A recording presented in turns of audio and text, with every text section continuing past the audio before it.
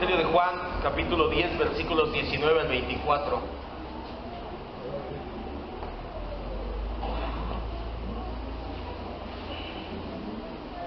Juan 10, del 19 al 24.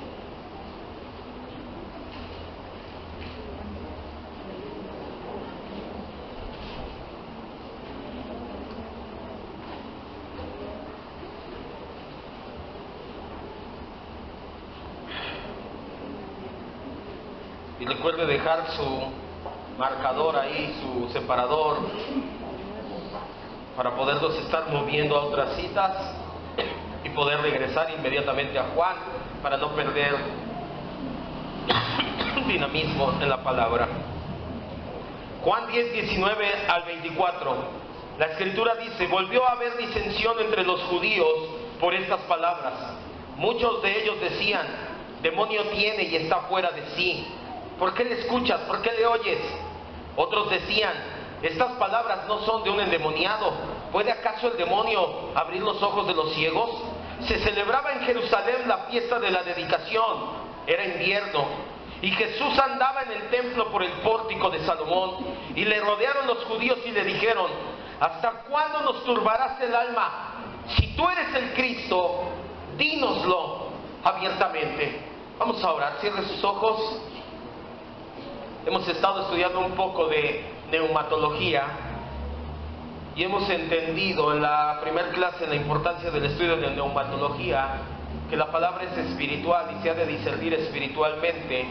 Por eso la importancia de conocer al Espíritu Santo, para rogarle directamente: mi Dios precioso, que esta palabra baje a nuestro corazón, impacte nuestra forma de pensar, la cambie, la transforme, que la gente vea que realmente somos cristianos, no porque lo gritamos, sino porque lo vivimos. Ciertamente no vamos a llegar a la perfección plena aquí en el tiempo, pero no quiere decir que no caminemos hacia ella, no quiere decir que tú en nosotros no nos lleves, nos hagas anhelar ser como Cristo. Por eso te rogamos que esta palabra surta ese efecto, que nos lleve a ser cada día más como nuestro amado Jesús. Gracias, Dios, decimos amén. Vamos a continuar con nuestro estudio del capítulo 10 del Evangelio de Juan. Vamos a recordar rápidamente el contexto de los versículos que vamos a ver a continuación. El contexto es muy importante hoy. Viene desde el capítulo 7 y ahorita se va a dar cuenta. Desde el capítulo 7 vimos que los sucesos se dieron días después de la celebración de la fiesta de los tabernáculos. En el capítulo 7 dice que se celebraba en Jerusalén la fiesta de los tabernáculos. En el capítulo 8 vemos que un día o dos después de la fiesta de los tabernáculos se da la situación de la mujer sorprendida en adulterio, y seguimos en esa misma época. Juan no da pie a pensar de que ha cambiado la época. La fiesta de los tabernáculos se celebraba en el mes de se celebra porque todavía está vigente culturalmente para el pueblo de Israel, por el mes de octubre en nuestro calendario. El Señor caminó junto con sus discípulos y pasó junto a un ciego de nacimiento que mendigaba. Milagrosamente le regresa la vista, pero las reacciones fueron a tal grado que los padres del hombre que había sido ciego prefirieron no entrometerse, y al hombre que había sido ciego, en definitiva, lo expulsaron de la sinagoga. Eso fue tal vez lo mejor que le pudo haber pasado, pues el Señor Jesús le regaló algo más valioso aún que su propia vista. Le obsequió la vida eterna y le dirigió unas cortas pero penetrantes palabras acerca de una ceguera peor que la que él padecía, que es la ceguera espiritual. La Biblia nos dice que algunos de los fariseos se encontraban cerca de Jesús y que escucharon las palabras que le dejó al ciego, y de inmediato se sintieron ofendidos. Por eso es que el Señor lanza una serie de mashales. ¿Qué es un mashal? Una parábola corta. Nosotros diríamos aquí en México un refrán. Les habla de redil de las ovejas, les habla de los ladrones y asaltantes, les habla de la puerta para las ovejas, les habla de los pastores asalariados, y termina hablando de que es Él el pastor por excelencia, que da su vida en beneficio de las ovejas. Es más que evidente que los escribas y fariseos, así como la gran mayoría del pueblo, conocían los pasajes del Antiguo Testamento. La gran mayoría del pueblo, si querías pertenecer a su membresía, por así decirlo, tenías que hacer tu bar mitzvah a los 13 años. ¿Qué es el bar mitzvah? Tenías que participar en un rito en el cual te preguntaban acerca de la Torah, que se celebra, que pasa, tenías que ser circuncidado, etcétera. Por eso es que ellos tenían en su mente pasajes como Ezequiel 34 o el Salmo 23, donde habla de Dios como pastor o de los malos pastores. Ellos habían escuchado más de una vez acerca de los falsos pastores que se apacientan a sí mismos en busca de un beneficio, pero que no aman a las ovejas. Es por eso que Jesús se pone en contraste con estos falsos pastores.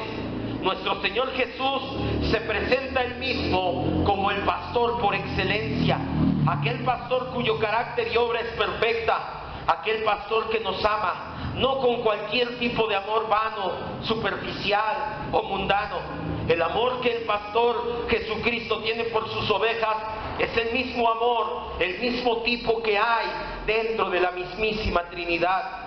Y antes de que despotriquemos en una interpretación antropocéntrica y digamos que Cristo es el pastor por excelencia, sí, nos ama de esa manera maravillosa y sublime, pero es por el puro afecto de su voluntad. No es porque tú y yo valiéramos tanto antes de que piense alguna persona y diga, claro, Dios me tiene que amar así porque nosotros los seres humanos valemos mucho. No es cierto. No es porque no pudiera vivir sin nosotros. Eso es bajar a Dios de la categoría de deidad y ponerlo en la categoría de criatura. Dios tiene un atributo llamado aseidad. Dios sin nosotros sigue siendo el rey del universo. Nosotros sin Él no somos nada. No es que nos ame así, porque sin nosotros no podía vivir. No es porque tengas algo bueno en ti mismo, ni nada por el estilo. ¿Sabes por qué Dios nos ama? ¿Por qué Cristo nos ama con ese amor? Porque ese es el carácter del buen pastor. Bajo este contexto es que se dan los acontecimientos de los siguientes versículos, en los cuales vamos a aprender que Dios tiene el control, no solo de nuestras vidas en lo particular. Dios tiene el control no solo de su iglesia. Dios tiene todo predestinado. Todo, no solo para sus elegidos, sino en toda su creación.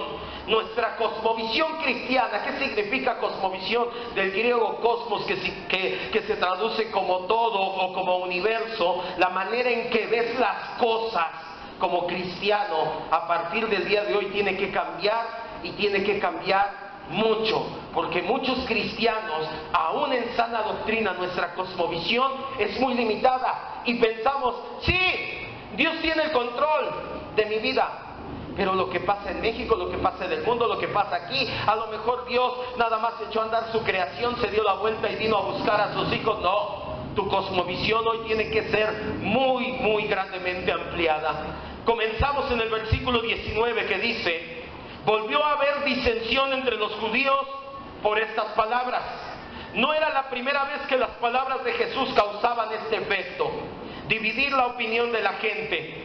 Tan solo en el Evangelio de Juan lo vimos en el capítulo 7, versos 40 y 43, y en el capítulo 9, versículo 16. No es difícil de entender por qué sucedía esto. Para el hombre natural es imposible entender la palabra espiritual. Primera de Corintios 2:14. Deje ahí su separador y acompáñeme a Primera de Corintios 2:14.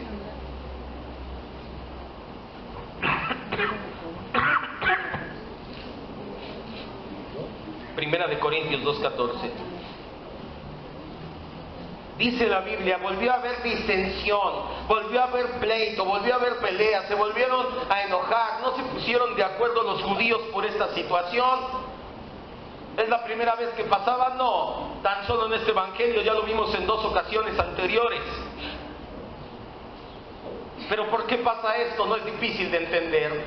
El apóstol Pablo, el Espíritu Santo lo inspira y nos abre la cortina, el entendimiento, y dice en 1 Corintios 2:14: pero el hombre natural, ¿quién es el hombre natural?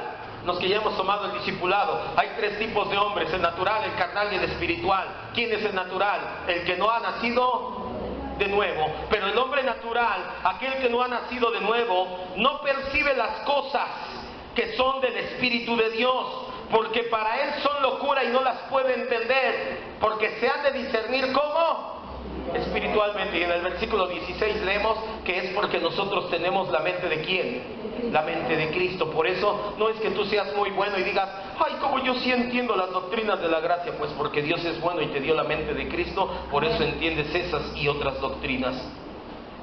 Los judíos llegaron a pensar cosas como esta: ¿qué es eso de poner su vida? Nuevamente me hablará de suicidio, pero ¿cómo el suicidio puede provocar vida en sus seguidores? ¿Te acuerdas que las últimas palabras de Jesús fueron en este contexto? Yo pongo mi vida por mis ovejas, nadie me la quita, yo la pongo y la vuelvo a tomar. ¿Qué pensarían en ese momento? Dirían, ¿cómo que va a poner su vida? ¿Se va a suicidar? Pero si se suicida, ¿cómo va a beneficiar a los demás? Y estaban embotados unos con otros. Es obvio que sus palabras causaron impacto y un shock en la mente de los fariseos. Si a esto le sumas, como ya mencionamos, que ellos sabían que Dios se presentaba como pastor de Israel y que en más de una ocasión ya los había exhortado a los falsos pastores, a los vividores y a los asalariados, pues más chocaba en sus mentes. Esto provocó un cisma, una división de opiniones no pequeña y no de corta duración. Así que nuevamente, al quedarse sin argumentos, recurrieron a los insultos. Versículo 20, regresa a Juan 10:20. ¿Qué es lo que hacen las personas sin argumentos? ¿Recurren a qué? A los insultos. Cuando ya no tengo argumentos, sí, pero estás bien feo. Pues eso también es mentira. Bueno, en mi caso.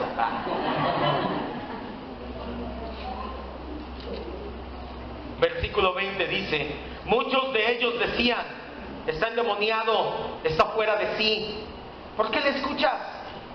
Es de notar que el único evangelio que no tiene registrado ni un solo caso de liberación, en el evangelio de Mateo, de Marcos y de Lucas, encontramos casos donde Jesús va pasando y el endemoniado gadareno y empieza y manda a la legión al hato de cerdos y se despeñan, y en el evangelio de Juan no hay ni un solo caso de liberación, pero es en el evangelio donde a Jesús le dicen endemoniado una y otra vez.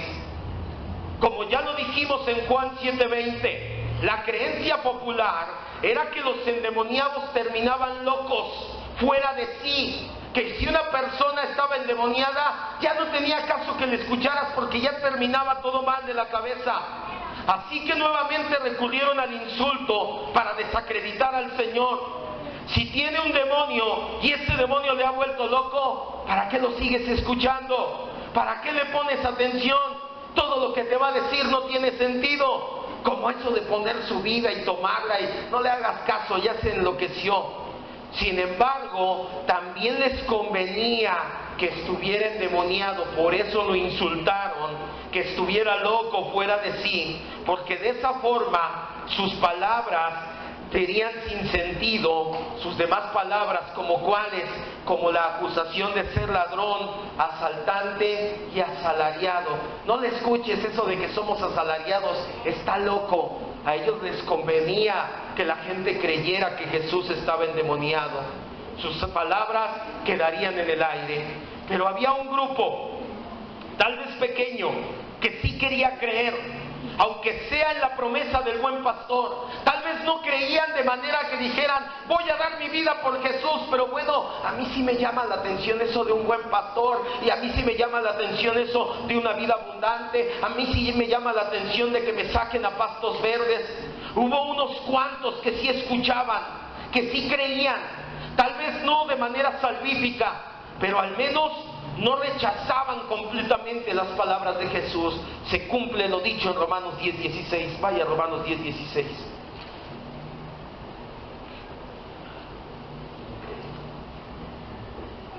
Y de hecho el apóstol Pablo en Romanos 10:16 cita al profeta Isaías. Entonces se cumple lo dicho por Jesús, por el Señor, por boca del profeta Isaías, cientos de años antes. Esto que escribe Pablo en Romanos 10:16 lo escribió después de la vida de Jesús, pero fue dictado cientos de años antes de que Jesús naciera.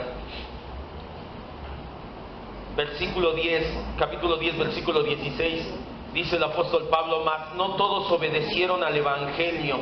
Muchos escuchan el Evangelio, muchos escucharon a Jesús, pero no todos le obedecieron. Pues Isaías dice: Señor, ¿quién ha creído a nuestro anuncio? ¿Cuántas veces predicamos el Evangelio? ¿Cuántas veces le hablamos de Cristo a las personas?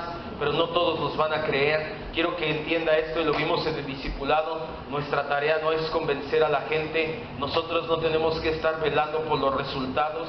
Nosotros tenemos que obedecer y predicar el Evangelio. Si la gente cree o no cree, eso pasa a segundo término. Nuestra responsabilidad primera es predicar el Evangelio. Tú no los convences, es el Espíritu Santo.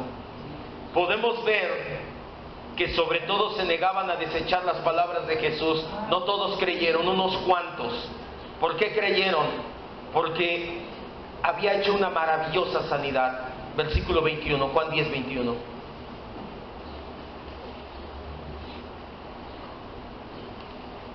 Decían otros: estas palabras no son de endemoniado. ¿Cuál era su argumento? ¿Un endemoniado puede abrir los ojos de los ciegos? Quizás no lo entendían a fondo, pues no tenían argumentos para debatir. Así que se fueron a los hechos que respaldaban las palabras. ¿Puede un endemoniado obrar un milagro tan grande? El mismo ciego lo dijo: desde el principio no se ha escuchado de alguien que haga un milagro de tal magnitud. Algo que sí nos queda claro es que ante la persona majestuosa de Jesucristo siempre habrá seguidores y detractores, pero no pueden permanecer neutrales ante Jesucristo. Nadie puede pasar por alto al Salvador del mundo. O crees en Él para vida eterna, o le rechazas para condenación eterna. Pero no puedes permanecer pasmado e indiferente. Cuando tú predicas el Evangelio, la gente cree o la gente rechaza. Pues aún aquellos que dicen: no, pero yo soy indiferente, también están rechazando. Esto es algo que no podemos negar, que sí podemos ver siempre en la Escritura y en la vida en general. Era tal el impacto de Jesús en las personas que fue tema de conversación sus palabras, fue tema de controversia al menos un par de meses. Escuche, lo que Jesús hizo y dijo estuvo en la boca de las personas, no 1, ni 2, ni 3 días, al menos un par de meses. Las personas tenían esta situación en mente: si creo, no creo, ¿qué pasa? ¿Qué haces? Pero yo digo que sí, pero ¿cómo hizo un milagro? Pero yo digo que no. Juan nos dice, cuando pasa al versículo 23, que ya había pasado ese tiempo en el calendario. Versículo 22, perdón, dice: se celebraba en Jerusalén la fiesta de la dedicación. ¿Era qué dice? Invierno. Si recuerdas, los acontecimientos desde el capítulo 7 son narrados en la fiesta del tabernáculos, que era en octubre. Juan pasa de inmediato a la fiesta de la dedicación. Pastor, pero hay un versículo y el subtítulo de la Biblia. Cuando Juan escribió el rollo del Evangelio de Juan, no puso divisiones, no puso versículos. Él lo escribió todo de corrido. Es una unidad de pensamiento la Escritura. Juan pasa de la fiesta de tabernáculos a la fiesta de la dedicación. La fiesta de la dedicación se celebraba en diciembre, un par de meses después, un par de meses en los cuales la zozobra de la gente a causa de la persona de Jesús, por saber más de Él, por saber si era el auténtico Mesías o si solamente era un farsante, había aumentado. Jesús dice estas palabras, conmueve a todo el pueblo en el mes de octubre. Pasan 2 meses y en el mes de diciembre la gente sigue con el mismo tema. ¿Pero sí será el Mesías? ¿No será un falso? ¿Qué está pasando con ese hombre? Lo que le va a dar un giro a nuestra predicación, un giro de 180 grados a nuestra enseñanza, es un tema en específico: la fiesta de la dedicación. ¿Qué fiesta era? No aparece en el Pentateuco. ¿Por qué no aparece ahí? ¿Cuándo y por qué se instituyó? ¿Cómo se celebraba? Son preguntas que vamos a responder a continuación y que van a abrir el panorama de tu vida cristiana. Como te mencioné hace un momento, tu cosmovisión será grandemente ampliada. La Biblia nos dice que había 3 fiestas principales ordenadas en el Pentateuco, ya lo hemos dicho: la Pascua o Pesach, la de las 7 semanas o Pentecostés y la de los tabernáculos. Aunada a estas 3 fiestas, hay otras 4 fiestas en la Escritura, dando un total de 7. 6 son anuales, una es semanal. Las 4 fiestas restantes al año se celebraba también la fiesta de las trompetas, la fiesta de la expiación, que también vienen en el Pentateuco, y la fiesta del Purim, que esa la encuentras en el libro de Esther. ¿Alguien ha leído el libro de Esther? Cuando el pueblo es liberado grandemente, Mardoqueo dice: cada año vamos a celebrar el Purim, el Yom Kippur o el Purim. Y había una fiesta semanal. ¿Cuál era? Shabbat. El sábado es una fiesta dedicada al Señor. Aquellos que han tergiversado el sábado, los adventistas, insisten que descanses el sábado, no entienden ni la O por redonda. La única ocasión, pero no encontramos aquí la fiesta de la dedicación. La única ocasión en que encontraremos en los libros canónicos la fiesta de la dedicación es en Juan 10:22. Tú puedes buscar en todo el Antiguo y todo el Nuevo Testamento y no la vas a encontrar ni una sola vez más. Para poder entender de dónde surgió, tienes que ir a los libros históricos y extracanónicos de los Macabeos, así como consultar al famoso historiador judío Flavio Josefo, que fue quien escribió Antigüedades Judías y Guerra de los Judíos, que son sus obras muy reconocidas a nivel mundial.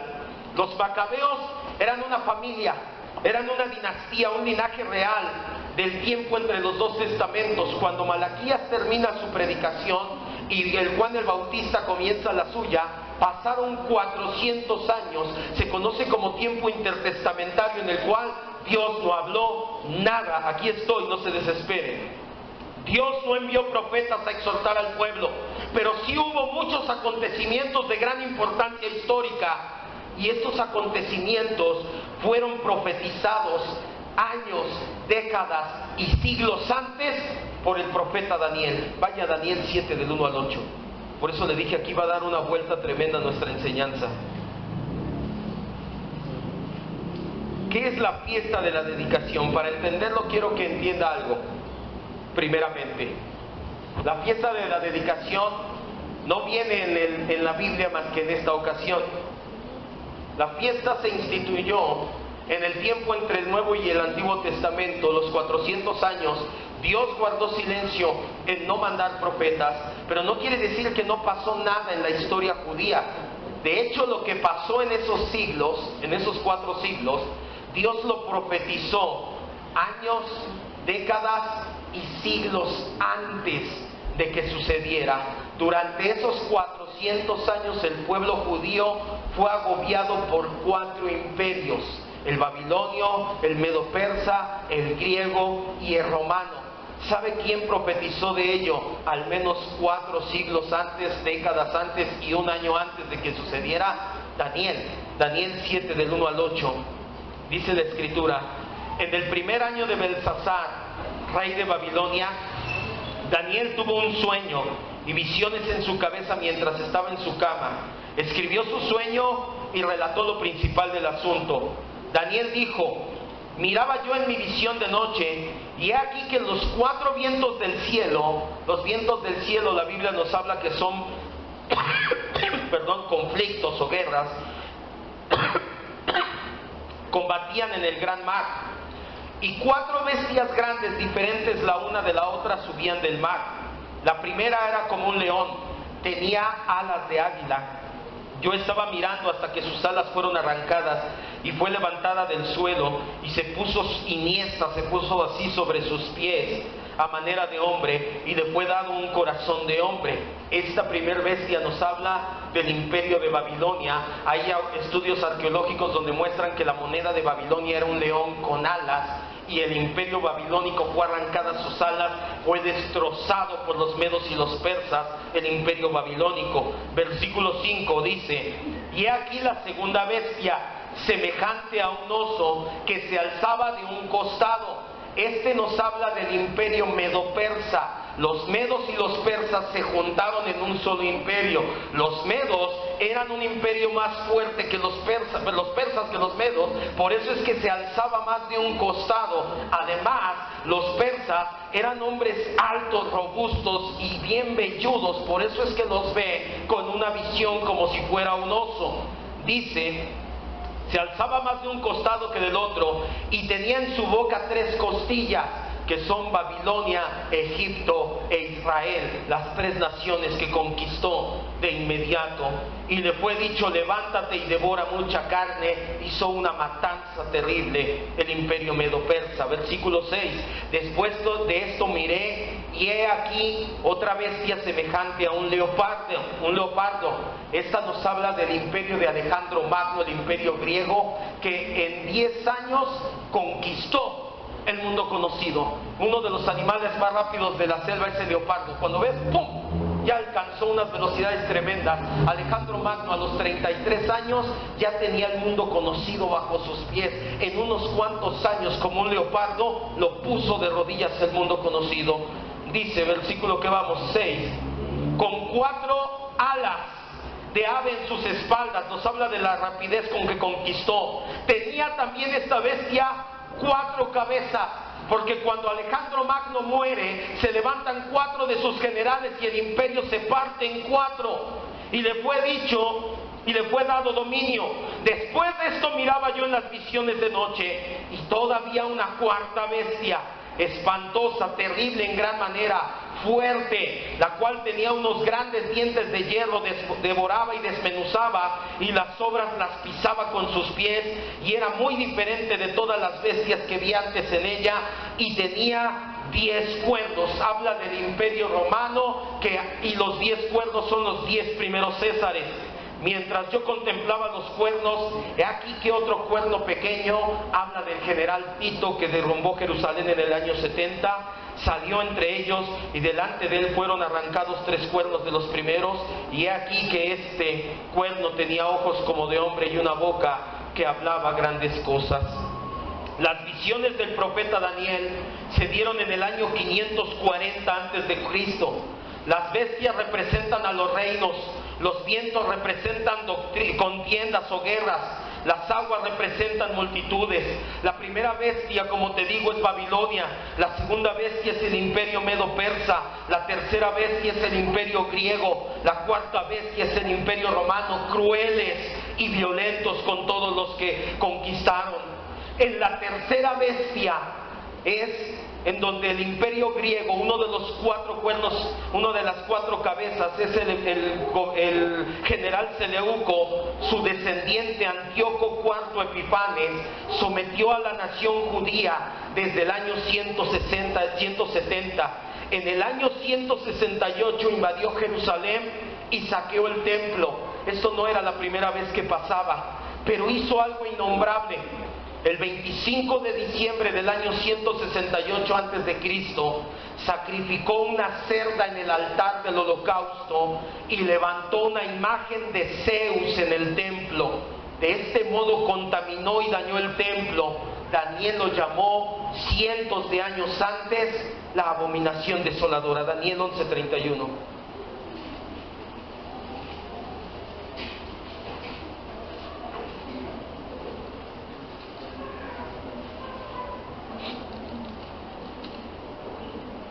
Daniel 11:31.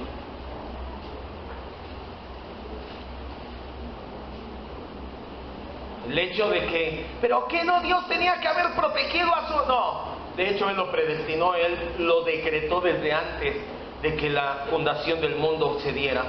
Dios decretó que hubiera una abominación desoladora. Daniel 11:31 dice: y se levantarán de su parte tropas que profanarán el santuario y la fortaleza, y quitarán el sacrificio continuo, y pondrán, ¿qué dice? La abominación desoladora. Daniel profetizó cientos de años antes que iban a profanar el templo de una manera espantosa. No solamente se metieron los no judíos al templo, sacrificaron un animal impuro, una cerda, y levantaron una estatua de Zeus en el templo, algo totalmente profano. Los judíos, bajo el liderazgo de Judas Macabeo, organizaron la resistencia y se rebelaron contra el imperio griego, logrando con éxito la independencia y la libertad religiosa en el año 165 a.C., para celebrar la liberación del pueblo y sobre todo para celebrar que purificaron el templo, se instituyó la fiesta de la dedicación. ¿Por qué le digo todo esto? Porque es a lo que nos lleva.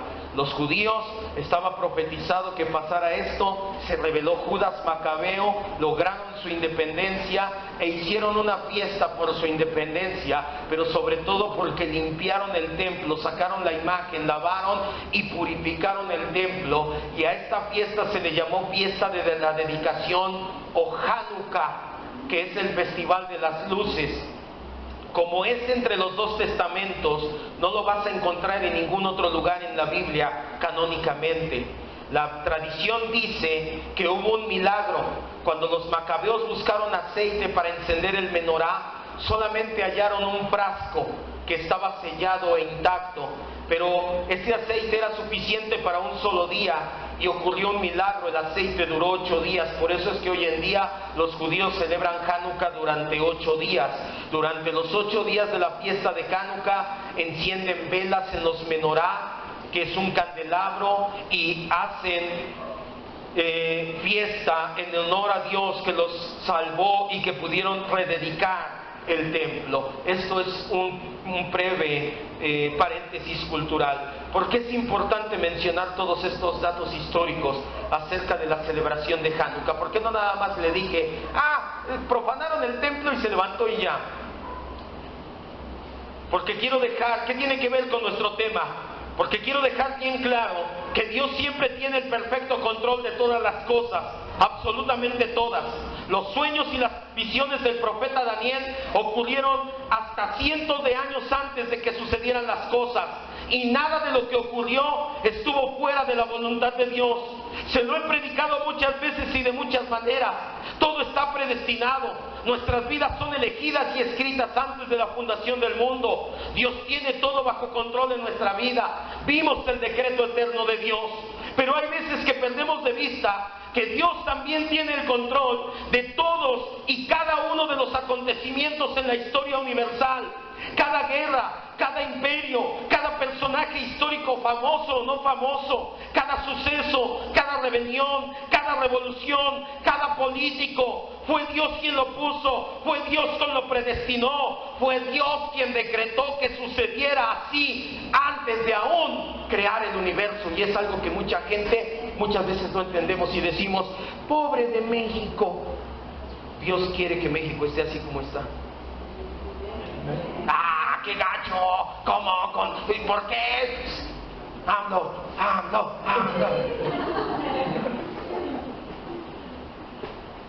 A esto se le conoce como cosmovisión cristiana de la historia. Entender que cada acontecimiento, por grande o pequeño en el universo, desde el movimiento de galaxias hasta el movimiento de partículas subatómicas, está regulado por Dios.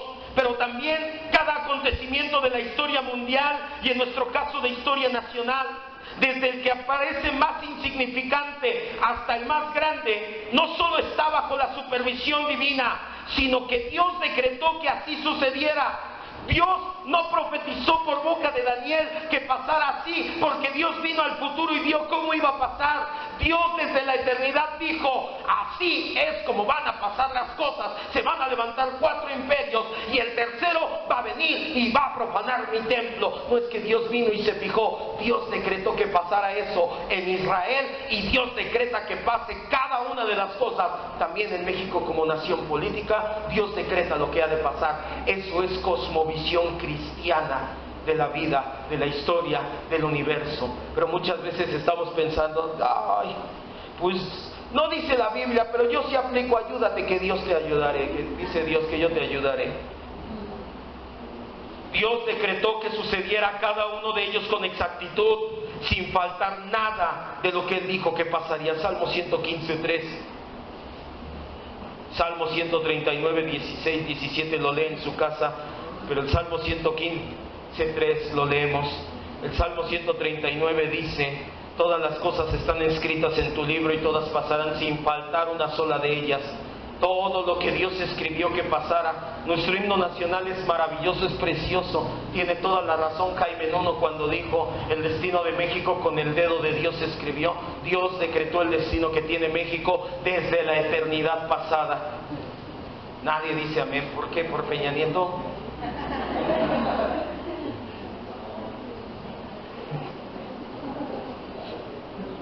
El Salmo 115, 3. El pastor Enrique veía en la mañana el libro de Daniel 4:35. Nabucodonosor, el rey de los reyes más grandes de la antigüedad, dice: reconozco que tú pones reyes, que tú quitas reyes, que tú eres quien hace como quiere con todo el universo, y no hay quien te diga que haces así. ¿Sí recuerda lo que leímos al principio? Salmo 115:3 dice: nuestro Dios está en los cielos y a veces hace algunas cosas. ¿Qué dice? Y todo lo que quiso, no dice todo lo que quiere, todo lo que quiso. En hebreo está escrito en tiempo pasado a propósito, desde la eternidad pasada, todo lo que Él quiso que sucediera. ¿Qué dice que va a pasar? Va a suceder. ¿Es la voluntad de Dios entonces que México haya pasado por los presidentes que ha tenido? Sí, claro que sí, Dios no se equivoca. Pero pastor, ¿y la corrupción, el abuso de poder, las crisis económicas, el narcotráfico, la violencia, etcétera? ¿No me va a decir que son parte de la voluntad divina? Sí, te voy a decir que es parte de la voluntad de Dios. Dios no se equivoca. Por el contrario, Dios hace todo con un propósito bien definido y es para su propia gloria. Quítate de tu mente pero es que si Dios quisiera que México estuviera bien. Dios, antes de que quiera que México esté bien, busca su propia gloria, porque Dios es el ser supremo del universo. Romanos 5:20. Te voy a correr un poquito y decir por qué creemos, basados en la Biblia, que es así.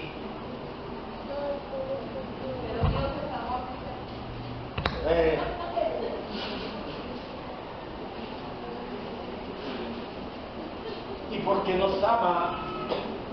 nos ama, hace las cosas todas para su propia gloria.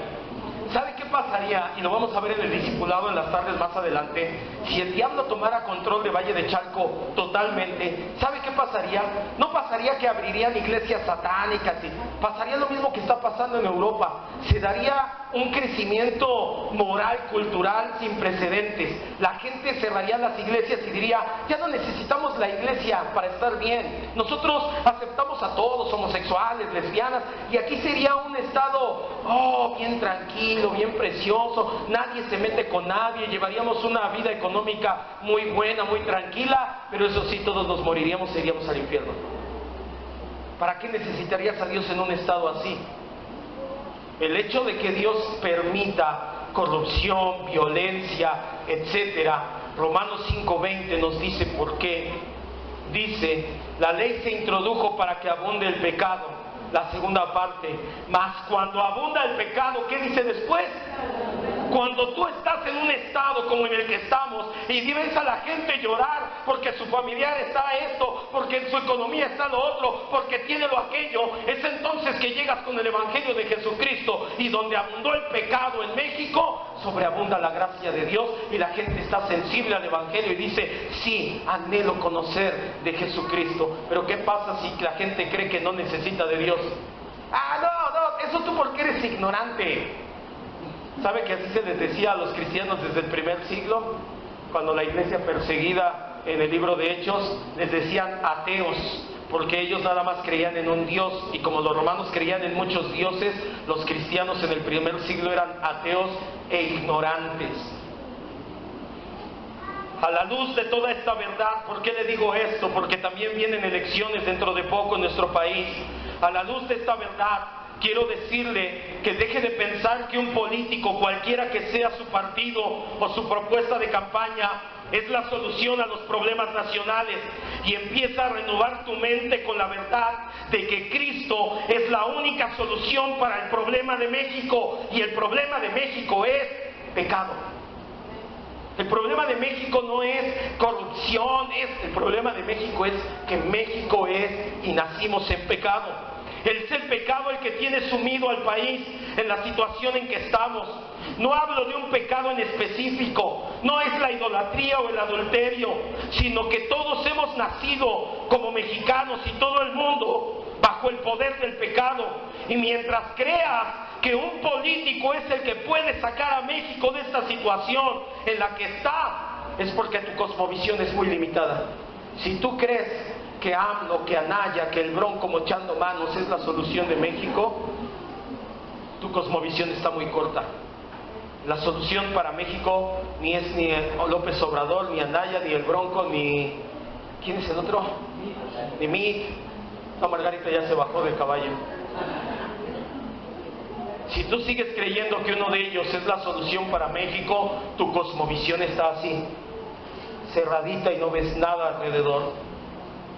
Ninguno de los 4 candidatos presidenciales tiene el poder o la capacidad de hacer que nuestro país cambie verdaderamente en esencia. Muchos cristianos han sido afectados en sus almas por los acontecimientos y problemas del país. Piensan que la única solución para los problemas son un partido político, involucrarse en ese partido político. Por lo tanto, se afilian a un partido y ponen sus esperanzas en él. Muchos cristianos hablan a otros de la palabra y el amor de Dios, de que tengas confianza en Él para solucionar los problemas de la vida. Pero las cosas cambian cuando hablas de los problemas de la nación. No, hermano, es que la solución para tu problema en tu vida es Cristo. Ah, también para la nación. No, para la nación es el peje. El problema para mi vida es Cristo, es la solución. Pero para la vida de la nación es Anaya. ¿Qué onda con esos cristianos? Se transforman en otra persona cuando hablan acerca de política, y más si hablas de un partido que es contrario al suyo, sobre todo en redes sociales. Ahorita se está dando un destrampe en redes sociales con los cristianos. Bueno, hay unos que nunca postean nada de Cristo, pero ¿cómo apoyan a su candidato? Ya no voy a decir nombres porque todos van a pensar en el peje, pero ¿cómo apoyan al peje? Le tienen más fe al peje que a Cristo, y es lamentable.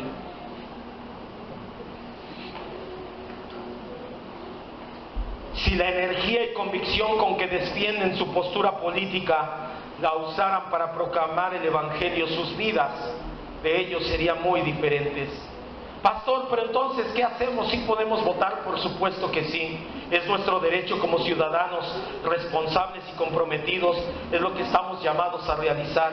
Entonces, ¿por quién me recomienda votar, pastor?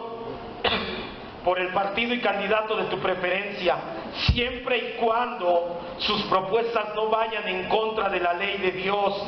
Analiza, compara con sabiduría los candidatos y sus proyectos.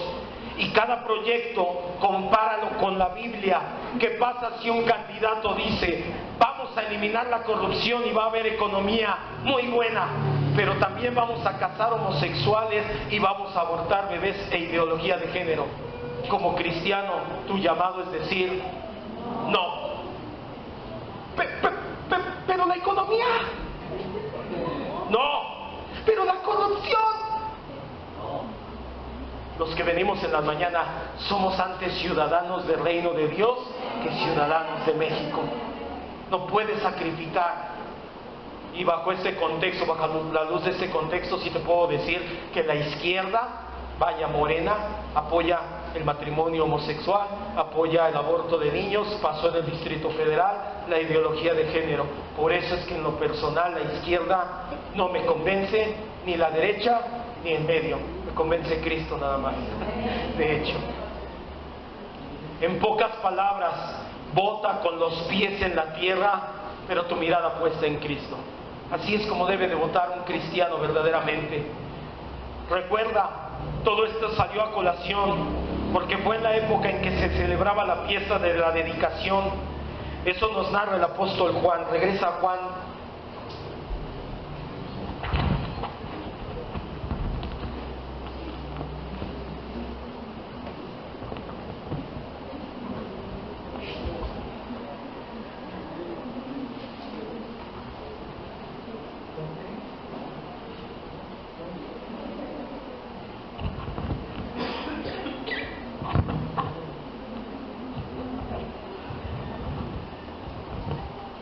puedo ni hablar, ya se me fue la voz.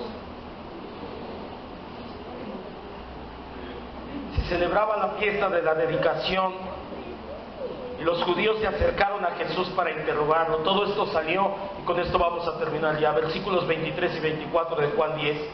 Jesús andaba en el templo, en el pórtico de Salomón, y le rodearon los judíos y le dijeron: ¿hasta cuándo vas a turbar nuestra alma? Si tú eres el Cristo, ya dínoslo abiertamente. La intención de los judíos cuando interrogaron a Jesús no es porque quisieran seguirlo. Si es el Cristo, yo lo voy a adorar como el ciego. No. Recuerda, ellos esperaban al Mesías Rey. Ellos esperaban un caudillo guerrero que los librara por fin del azote de los romanos. Llevaban años bajo el azote romano, y antes duraron años bajo el azote de los griegos, y antes duraron años bajo el azote de los persas, y antes duraron años bajo el azote de los babilonios. Los judíos ya estaban hartos y querían un Cristo que los liberara como nación y que les diera su independencia, que los sacara de esa mala racha. La actitud de los fariseos en cuanto a la persona de Jesús ya la hemos visto muchas veces. Personas que desean a Cristo para que les vaya bien, pero que no quieren su señorío. Sin embargo, el día de hoy lo vamos a ligar con nuestra enseñanza para cerrar con broche de oro. Pues de la misma manera en que los judíos querían saber si Jesús es el Mesías, que los libraría de sus problemas políticos, religiosos, culturales, al igual, muchos creen que cuando digo Cristo es la solución para México, es porque Cristo va a bajar con una varita mágica y va a ser arreglado todo. Ya no hay corrupción. Cuando Cristo lo que hace, ¿sabes cómo lo va a arreglar? Porque Cristo hace que existan mejores hombres, mejores padres, mejores ciudadanos, mejores personas en el mundo. No lo hace la política, no lo hace la filosofía. El único que lo puede hacer es Cristo. Solamente Él puede transformar corazón de piedra en un corazón de carne. ¡Ay, sí, qué bonito! Hermano, no lo veas como una utopía, no lo veas como un pensamiento bonito, como algo que sería bueno que pasara, sino como algo que tú y yo como discípulos, ya con nuestra mente renovada, deberíamos de estar haciendo que pasara cada día. Pero no podemos esperar que haya un cambio. Si nos decimos discípulos, o quieres un cambio, pero no estudias y no te importa prepararte nada. Es que haya un cambio. A mí que el gobierno me mantenga el AMLO. No te quieres preparar, no quieres estudiar, no quieres salir adelante y quieres que haya un cambio. No puedes esperar que haya un cambio si no haces fila. Te salta. ¿Sabe que hay mucha gente que tiene la mentalidad de que dice: matanga, es que yo soy mejor que ella? Esos mensos no se formaron y yo sí.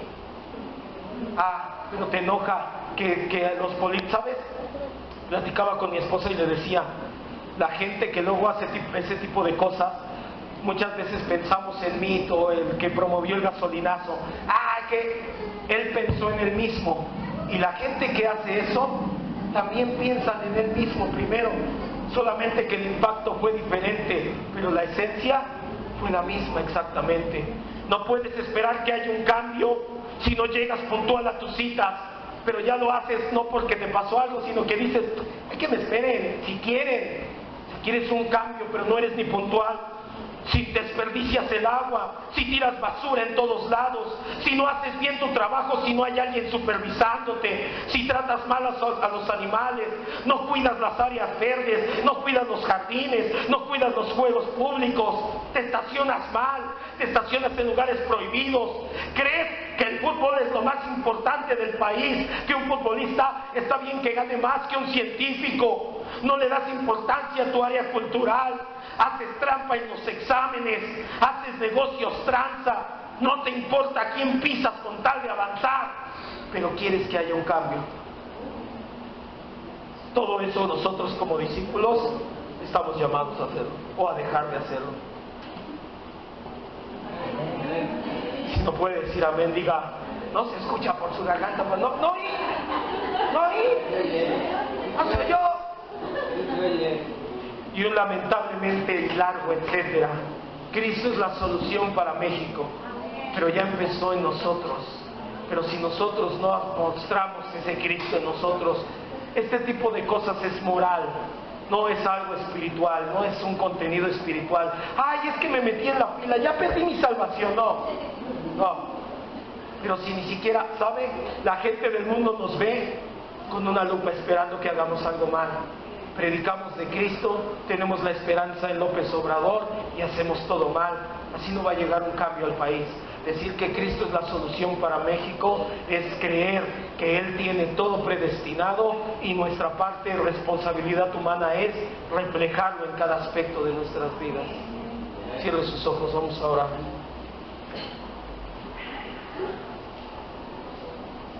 Vote por quien quiera, usted no pierde su salvación por quien vote, me da igual. Pero no espere que esa persona por quien votó traiga a México al primer mundo, lleve a México al primer mundo, si usted y yo seguimos en el tercer mundo con nuestras vidas y actitudes. Señor y Dios, te damos gracias. Entendemos que tú predestinaste cada acontecimiento del mundo, cada hecho histórico, aquí en México como nación, que hayamos sido conquistados por los españoles, que haya habido guerra de independencia, que haya habido guerra de revolución, que hayamos tenido al PRI tantos años en el gobierno, que haya habido narcoguerras, todo lo has predestinado, Señor, porque donde abunda el pecado sobreabunda la gracia. Porque si la gente cree que no te necesita, nunca se va a dejar predicar el Evangelio. Hoy te damos gracias, Señor, pero no quiere decir que estamos conformes, que estamos cómodos con un gobierno, con una vida así, Señor. Por el contrario, te pedimos que como ya has renovado nuestra mente, ya nos has hecho nacer de nuevo, nos lleves a reflejarlo en cada aspecto, Señor, sí en lo espiritual, sí en amar a mi hermano, sí en ser un miembro de la iglesia, pero también en ese tipo de áreas culturales, en ese tipo de área de la moral, de que dejemos de pensar que somos mejores que los demás y los pisoteemos y empecemos a reflejar a Cristo en cada aspecto de nuestras vidas. Te doy gracias, Señor, porque sé que la palabra el día de hoy nuevamente baja a nuestro corazón y lo impacta de una